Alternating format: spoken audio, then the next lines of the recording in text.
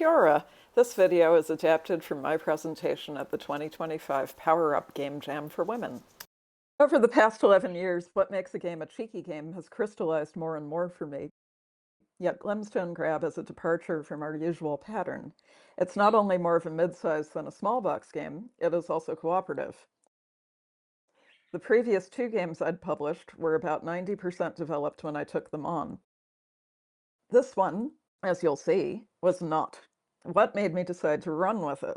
And what took so long? Because guess what? It was first pitched to me in a late night email from Jonathan McGarvey back in September of 2019, a little over 6 years ago. Jono shared that two things inspired Glimstone Grab. He really liked the mechanic and rajas of the Ganges of two score tracks going around the board in opposite directions, with the endgame being triggered when a player's two tokens met opposite each other on the tracks. And he was playing around with that idea to see how else it could be used.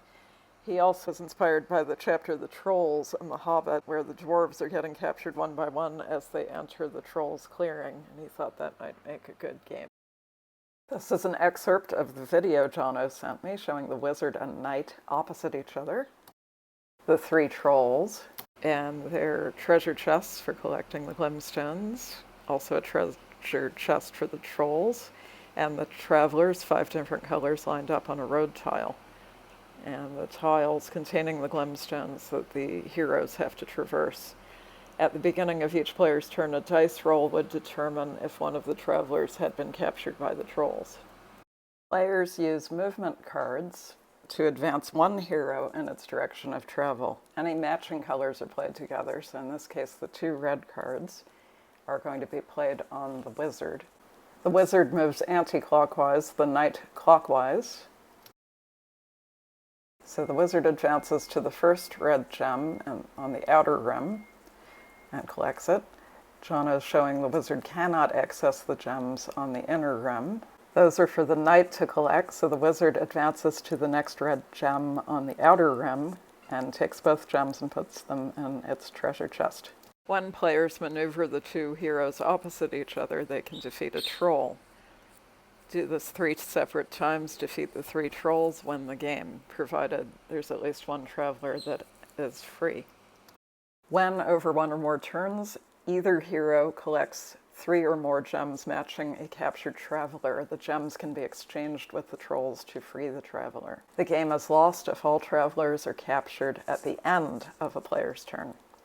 As a cooperative, it ticked these boxes, some more clearly than others. You can see the clear win and loss conditions in the video. Players win if all trolls get defeated, and they lose if all the travelers are captured.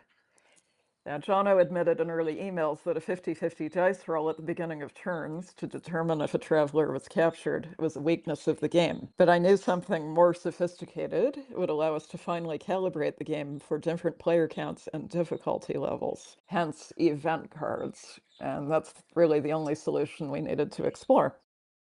We also had the idea that the heroes would require certain gems when meeting up to defeat a troll. The cost of the troll banishment spell would be another element with adjustable settings. Double-sided trolls meant each one could have fewer or more gems required to banish it. This triple use of gems for moving and maneuvering the 2 heroes into place across from each other, or using a set of 3 to release a captive traveler, or paying for the banishment spell, all factor into a player's choice of which movement cards to use. There is tension between defeating trolls and buying time by rescuing travelers. We learned it was way too easy when players could see everyone's full set of movement cards all the time, especially with 4 players. So we made a change that after the first round, players top up their movement cards at the beginning of their turns, which also helps remind them to reveal and resolve an event card at the same time. Incomplete information about future possible moves, and often no obviously optimum choice, lessens the dominant player effect. Weaker, younger, and newer players have agency to decide which hero to move and which gem color to collect when they are the active player. Choices offered by certain movement cards and around how to assign the wild card symbol when it is rolled. You can see on the die there in the picture the question mark. Those choices can also be made individually, or you can make them as a team. So how did we get from there to our final game? The first set of changes were fairly easy and obvious. Although the road troll pun was cute, since this game would immerse players in another world and time, I didn't want an anachronism, but we set that aside for a little while until we'd worked out details of the setting. The first idea we had about that was to set it on the universe of Horde. As a publisher, connecting it with our bestseller seemed a good hedge against this being so different from other Cheeky Parrot titles. We were really pleased that Tim Kings-Lynn, who self-published the first edition of Horde and did all its artwork, was enthusiastically on board. Then we had to do something about the characters, since it is very much Cheeky's kaupapa, to over-represent females wherever we can. Wizards are cooler than knights, so it was out with the knight and in with Esmeralda, the mascot of Horde, minus the anachronistic Santa hat, of course. I also decided the wizard was cooler than the existing older white guy in Horde, so we retired him, and you'll find the wizard in his place in the last few editions of Horde. I can't remember exactly when we added a fourth troll, but these needed to be a 50-50 gender split. A bit of a tall order artistically. When we were at about this point with the artwork, I remember Tim protesting, but two of them are female. The travelers were turned into children because, of course, they are more compelling victims, and 3 of 5 of them are female. I also started talking with my manufacturer about the gems and eventually managed to get them to source 5 different shapes. To further assist colorblind players, we have that little guide on the back of the rulebook for easy reference. By February 2020, the elements of Road Troll had crystallized enough to revisit its title. As a publisher, I need to feed the social media machine and keep our fans and followers engaged. So our quarterly e-newsletter described the developing game and asked for suggestions, which is how we got the title Glimstone Grab. Tim added the exclamation point. I'm not really sure if that's part of the official title. Right, changes. As we knew, a 50-50 dice roll to determine if a child is captured each turn was quite a crude mechanism. Using event cards enabled it to be a finely tuned mechanism instead. And tailoring that deck of cards to accommodate 2 to 4 players with a choice of 3 difficulty levels is the largest part of what took game development so long. In the end, we came up with a total of 27 event cards with 18 unique events, with the notations at the bottom, those diamonds and the 3+ player, you see. They tell you if a particular card should be dealt in at a particular player count and difficulty level. The cards give the game a fairy tale-like quality, and some provide small benefits or obstacles, so they go far beyond whether or not a child is snatched that turn. It was fun coming up with ideas for cards, but each edition and tweak provoked new rounds of tests and sometimes adjustments to other components. I wanted the game to be winnable about 80% of the time on the easy setting and down to about 33% on hard. We do a lot of our playtesting at events, and the first lockdowns in New Zealand began within 6 months of when Road Troll was pitched to me, so that did slow us down. But so did my fiscal conservatism. Glimstone Grab was going to be more expensive to produce, and it would sell at a higher price than the existing line. And like lots of other businesses, I was in a holding pattern early in the pandemic, and then a bit later, I pushed a couple of smaller box projects ahead in my queue, and they were published in 2021 and 2023. And of course, once they were published, they required promotion at events, which competed with playtesting something new. You don't always get the player count you're hoping for when you're testing at events. And as we were making the final development push early last year, I often had to play with myself as 4 different players. Squeak the Budgie was willing, but not able to help. I tried my best to always play optimally to keep my win-loss results consistent across difficulties. Playtesters, often they don't play optimally, which is a good thing because you are checking that people are having fun whether they win or lose. Playtesting results and feedback have to be calibrated according to your target audience and your budget, because playtesters do have a habit of suggesting new components, but they might significantly increase your production costs. We had the idea to set the game in a forest and to merge the 15 road tiles into 5 interlocking pieces, with the road running along the bottoms and a path for the children cutting through one.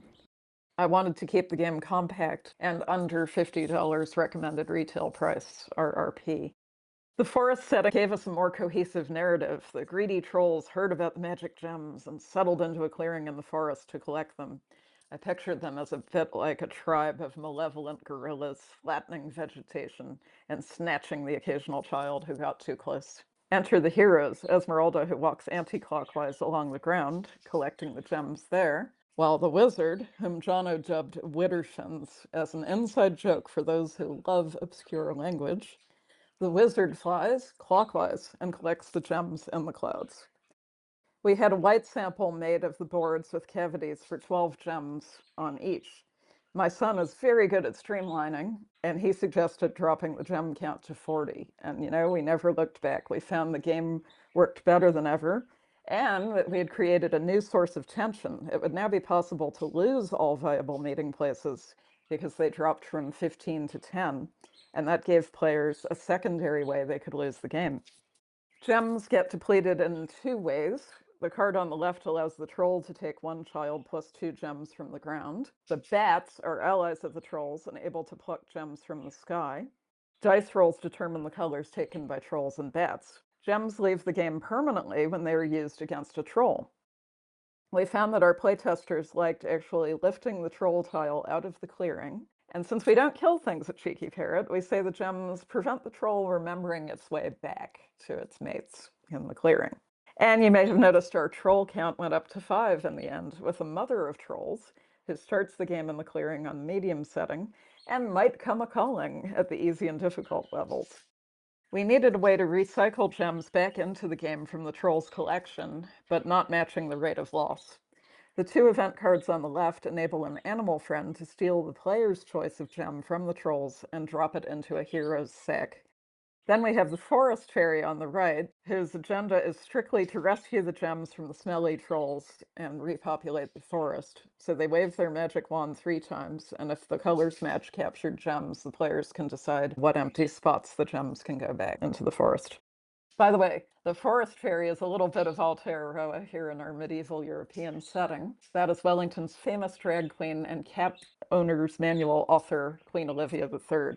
To avoid disappointment if a card like this is drawn first, as part of setup, we roll the die 4 times and move any gem matching the color rolled to the troll's chest. The narrative to explain this is that the trolls are already causing trouble and have grabbed 1 gem each when the game begins. At the hard difficulty levels, they have also got a child captured as the game begins. There's a lot of flexibility in the components, like players can make their own event card, alter troll settings, and even make the gems a bit disproportionate. Oh, that is interesting. That was a tip I learned from Amanda. I spec'd 9 gems of each color instead of 8, because this way it's less likely a game will be returned, or you'll have to post out a single gem because of a small assembly error. So that's how we went there and back again. And you can see we preserved Jono's original ideas of players controlling heroes moving in opposite directions, collecting gems and meeting up to defeat trolls, who are capturing children who can be rescued with a trio of gems matching their color.